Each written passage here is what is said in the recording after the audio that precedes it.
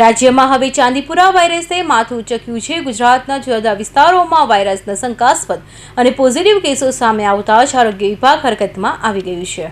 સરકાર તરફથી મળતી સત્તાવાર માહિતી અનુસાર અત્યાર સુધીમાં ચાંદીપુરા વાયરસને કારણે રાજ્યમાં 3 માસૂમ બાળકોના મોત નીપજ્યા છે, જ્યારે એક બાળકનો રિપોર્ટ પોઝિટિવ આવતા તેને વડનગરની હોસ્પિટલમાં સારવાર હેઠળ રાખવામાં આવ્યો છે। ચાંદીપુરા વાયરસના લક્ષણો ધરાવતા જે બાળકોને હોસ્પિટલમાં દાખલ કરવામાં આવ્યા હતા તેમાંથી 3 બાળકોના મોત થયા છે, જેમાં વડોદરાના ગોધરાથી 2 બાળકને સારવાર અર્થે દાખલ કરાયા હતા, જેમના રિપોર્ટ પોઝિટિવ આવ્યા બાદ સારવાર દરમિયાન મોત નીપજ્યા હતા। આ જ રીતે હિંમતનગર સિવિલ હોસ્પિટલમાં રાજસ્થાનના એક બાળકને દાખલ કરવામાં આવ્યું હતું। આ બાળકના રિપોર્ટ પણ પોઝિટિવ આવતા તેનું પણ મોત થયું છે। ચાંદીપુરા વાયરસના 3 શંકાસ્પદ કેસીસ અત્યારે અમારી હોસ્પિટલમાં સારવાર હેઠળ છે, જેમાં એક પેશન્ટનો રિપોર્ટ હાલમાં પોઝિટિવ આવેલ છે અને સઘન સારવાર હેઠળ પીઆઈસીયુમાં દાખલ છે અને જેનું સ્થિતિ અત્યારે સુધારા ઉપર છે। તેમજ જે 2 બીજા શંકાસ્પદ કેસો છે એમનું આજે સેમ્પલ લેવામાં આવ્યું છે અને જીબીઆરસી ગાંધીનગર ખાતે એ સેમ્પલ રિપોર્ટ માટે મોકલવામાં આવ્યું છે, એટલે એનો રિપોર્ટ આવે ત્યારે એમાં કહી શકાય।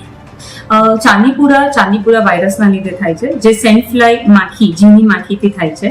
સેન્ટ ફ્લાય માખી તમને જે પોલા ઘર હોય છે, એની જે લીપણવાળા ઘર હોય છે એની વચ્ચેની જગ્યાઓમાં મળતી હોય છે અને બાળકોને જે લોકોએ ફૂલ સ્લીવ્સના કપડાં ન પહેર્યા હોય એવા બાળકોને કરડવાથી થતી હોય છે। એના તમને લક્ષણોમાં ખૂબ વધારે તાવ આવવો, ઠંડી આવી, બાળકને ખેંચ આવી, ઉલટી, માથું દુખાવો એ બધું થતું હોય છે અને બહુ ટૂંક સમયમાં બાળક ખરાબ થતા હોય છે। એટલે તમને ક્યારે આ એક બી લક્ષણ દેખાય તો તાત્કાલિક બાળ વિભાગ અને નજીકની હોસ્પિટલમાં જવા વિનંતી।